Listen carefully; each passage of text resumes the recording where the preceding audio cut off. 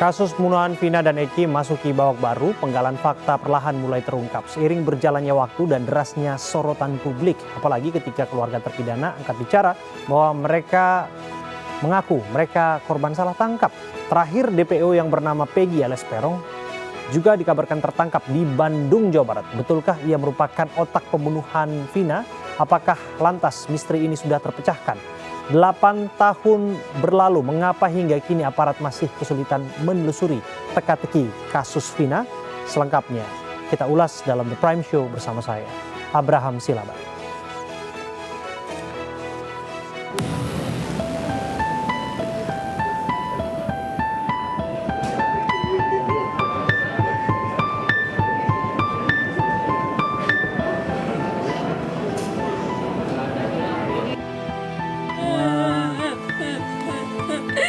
Siapa dia anaknya? Tuh otaknya baik tuh. Saya kan tidak tahu menahu kejadian tersebut. Apa yang dituduhkan juga saya tidak menahu. Orang-orang yang telah mengambil nyawa anak saya bisa segera terungkap.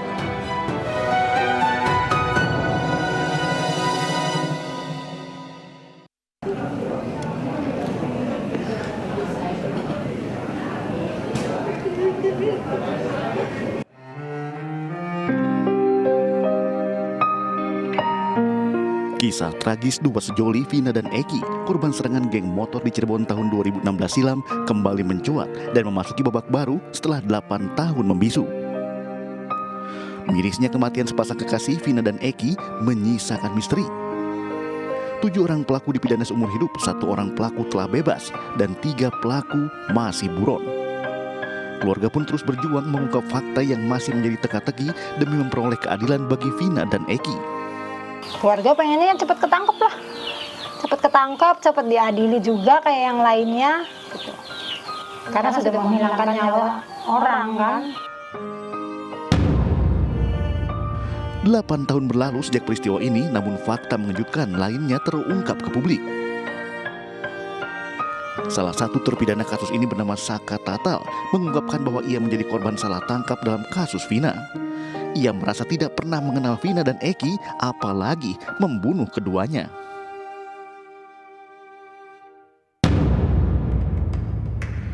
...27 Agustus 2016 pukul 10 malam, Vina berboncengan motor dengan kekasihnya Eki dan rekannya melintasi Jalan Perjuangan depan SMPN 11 Kota Cirebon.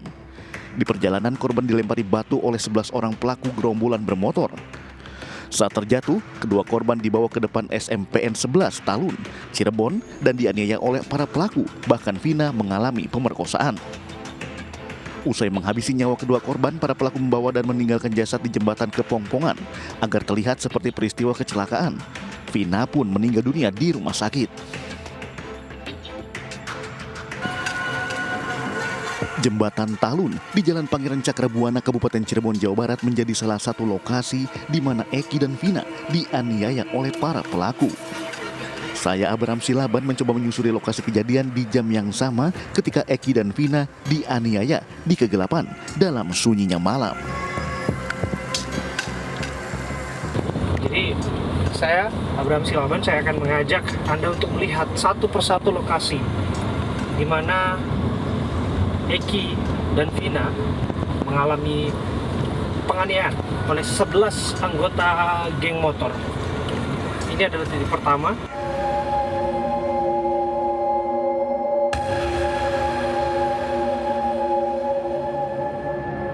Sobat, saya akan mengajak Anda untuk melihat ya.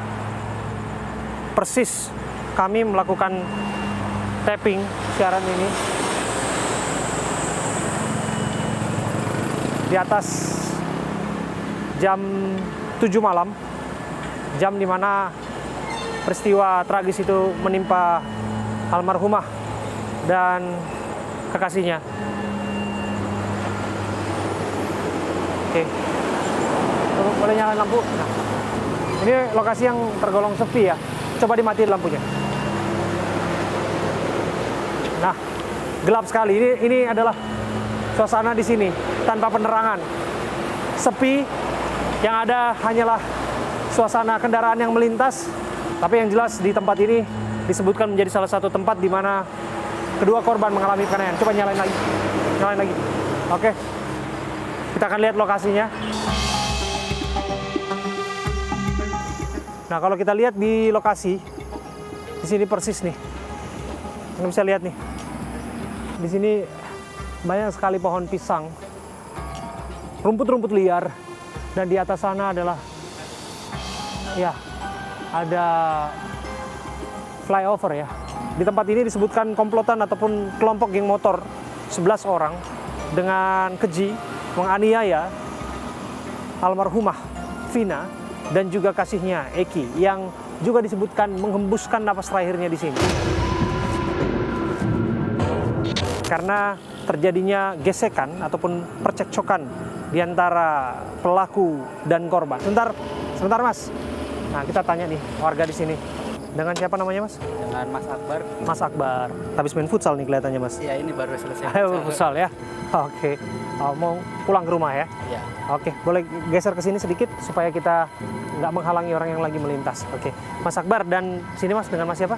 Mas Dika. Mas Dika. Nah, jadi lokasi tepatnya itu seperti apa? Karena kami dengar bahwa ada 3 titik lokasi. Salah satunya adalah di flyover Talun, yang mana disebutkan kami dapat informasi dari warga sekitar sempat dilakukan di sudut sini di bawah flyover sini penyiksaan atau penganiayaan. Cuma pada akhirnya katanya jenazahnya ditaruh di atas kembali. Yang benar seperti apa Mas? Kalau denger mah katanya sih emang awalnya di bawah dulu. Di bawah terus kemudian di atas. Nah, habis dari atas tuh diseret ya sampai ke SMP ya. SMP 11. Depannya itu. Ada belakang ya Depan SMP 11 tuh kayak ada showroom. Nah, di belakang showroomnya itu tempat eksekusinya di situ. Oke. Kami dengar katanya korban waktu itu dalam perjalanan dari Jalan Perjuangan menuju ke Taman Sumber. Ini udah berarti udah benar tuh. Udah benar. Sumber ke sana. Oke. Di situ dilempar kemudian kejar. Yang ingin saya tahu ini kan lokasi sepi ya, Mas Akbar ya. Dan warga sini kan jelaskan ya. Iya. Nah, memang di sini tuh ada orang yang nongkrong, orang-orang kelompok geng motor atau komplotan-komplotan anak penyuka motor atau seperti apa sih? Kalau saya dengar awalnya tuh emang si Vina tuh punya mantan. Nah, mantannya tuh anak geng motor. Oh. Jadi ibaratnya direbut sama si cowok Korban. Ya si Iya, Eki ya. Nah, sama Alvin kan anak geng motor. Jadi pas dia lagi malam mingguan ya kalau nggak salah ya, Betul. lagi malam mingguan Cekcok. mau ya diikutin tuh dari Taman Sumber. Dari Taman Sumber. Diikutin. Udah diikuti dari Taman Sumber. Oke, sampai ke sini lah. sampai ke sini. Oh. Terus Oke. dieksekusi di sini. Nah, kalau di sini sendiri ini Mas Akbar memang sepi kayak gini setiap Ya, harinya. Setiap hari seperti ini. Dari tahun-tahun yang sebelumnya juga memang sepi seperti ini. Baru-baru ini kayak ada pangkalan ojek di situ.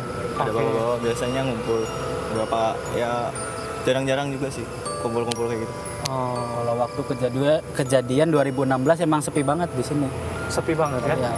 Tapi ini bukan tempat spesifik anak-anak geng motor kumpul bukan. Bukan. Kan warga sekitar. Sekarang kan kasusnya sudah difilmin tuh. Ya betul. Diangkat ke layar lebar. Udah nonton belum? Udah nonton ya? Belum kalau saya. Belum ya. Nah, kalau yang udah nonton gimana nih tanggapannya? Karena kan ada 3 orang katanya DPO yang belum ditangkap, tapi sekarang penegak hukum berusaha sekuat mungkin untuk menindak pelaku. Semoga ya ketemu aja sih tersangka-tersangka yang belum tertangkapnya.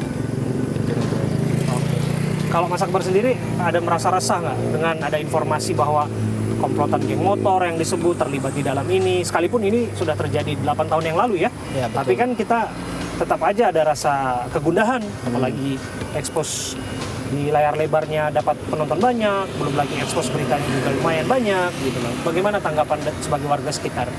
Kalau tanggapan saya awal-awal emang pas awal kejadian itu resah banget soalnya beberapa jam sebelum kejadian saya emang lewat ke sini, main lewat sini.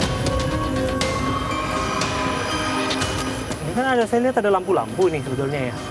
Andai kata misalnya orang teriak di sini, minta tolong misalnya, atau ada orang yang merintih kesakitan, kencang dan lain sebagainya, kedengeran nggak sih sebetulnya Mas? Sebenarnya ini pabrik tuh Gudang baru. Ini baru. Emang sebelum dari Sebelumnya sini ini kosong. langsung juga mati ya. Kosong semua. Di sini juga kosong. Emang Jadi kayak pas segitu loh, tempatnya sepi, sunyi. Oh gitu. Jadi memang sunyi ya. Iya. Ini pabrik juga di belakang kita ini baru ya. Baru. Jadi memang kalaupun memang ada rintihan, kalau misalnya ada cekcok dan lain sebagainya yang ada di sini memang kurang terdengar lah bisa dikatakan gitu ya. Oke. Mas Akbar, Mas Dika, terima kasih ya. Terima Oke, kasih siap. informasinya ya.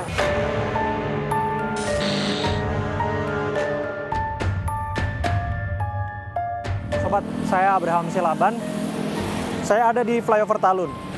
Ini adalah tempat kejadian perkara dari 3 tempat kejadian perkara yang menjadi momen krusial detik-detik penganiayaan terhadap Vina dan Eki.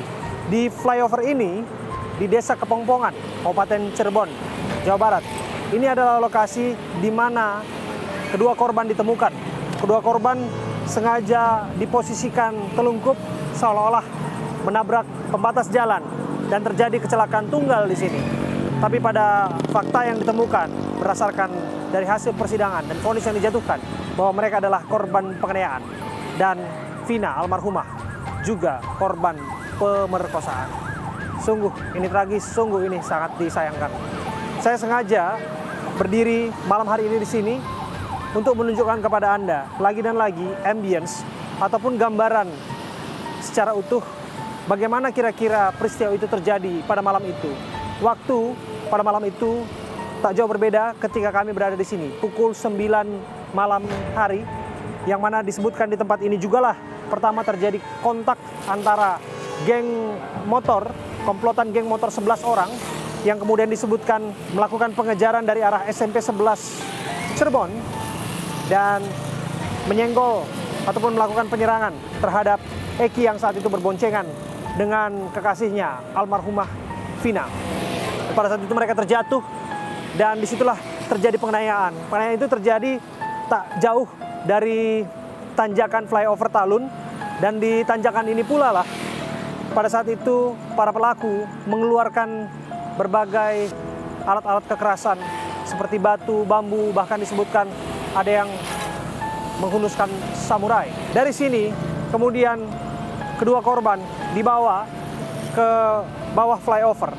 Informasi yang kami terima, di bawah flyover ini adalah kawasan sepi yang mana beberapa saksi mata ataupun warga sekitar menjelaskan di situ pula lah awal-awal pemukulan, awal-awal penyiksaan itu terjadi sebelum pada akhirnya korban yang bernama Muhammad Rizky Rudiana dan kekasihnya Vina dibawa ke SMP Negeri 11 Cirebon, dan di sana pula lah kemudian Vina diperkosa secara bergiliran, sangat tragis tentu saja, dan kemudian di sana juga disebutkan terjadi penyiksaan sampai pada akhirnya kedua korban kembali dibawa ke sini dan dibuat dalam posisi terlungkup seolah-olah terjadi kecelakaan tunggal.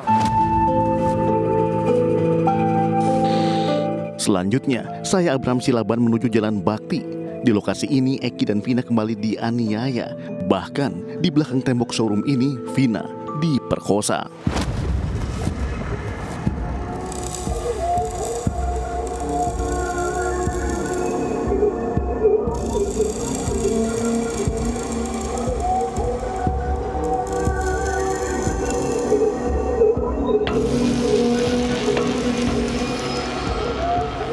Sobat, saya ada di TKP, lokasi di mana almarhumah Vina di masa kritisnya ia diperkosa di tempat ini, diruda paksa di tempat ini. Dengan berat hati saya mau mengatakan ini, saya harus bersiaran di sini di tempat yang sangat sepi ini, persis di seberang SMP Negeri 11 Cirebon. Tempat ini banyak rumput liar ya, dan tergolong sepi ya. 8 tahun yang lalu disebutkan ini belum banyak rumput dan lain sebagainya, tapi sungguh gelap di sini ya. Kami sengaja bersiaran malam hari di sini untuk menunjukkan kepada Anda bagaimana ambience malam itu. Minim penerangan ya seperti ini. Coba dimatikan lampunya. Nah, seperti ini. Saya ada di detik-detik di mana para pelaku itu melakukan aksi kejinya terhadap dua korbannya. Nyalakan sekarang. Coba kita berikan penerangan lagi supaya lebih jelas lagi. Nah, seperti ini kira-kira. Dan di pepohonan ini disebutkan, di belakang pohon ini aksi keji penganiayaan dilakukan, pemukulan dan lain sebagainya dilakukan oleh komplotan geng motor.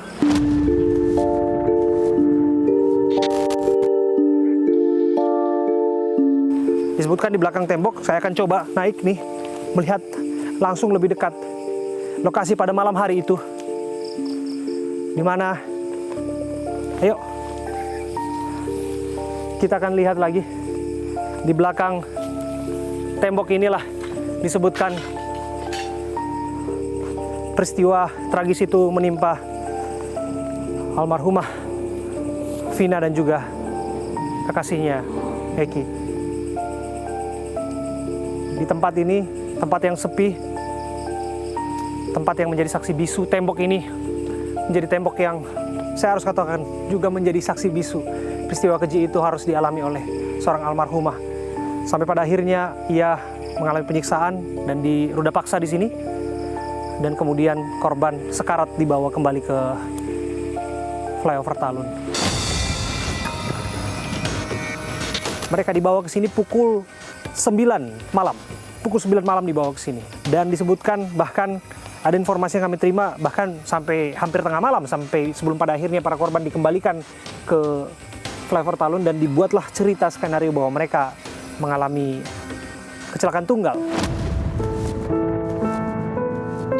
Peristiwa ini tentu sudah 8 tahun berlalu, tapi keadilan bagi keluarga korban masih dinantikan sampai hari ini.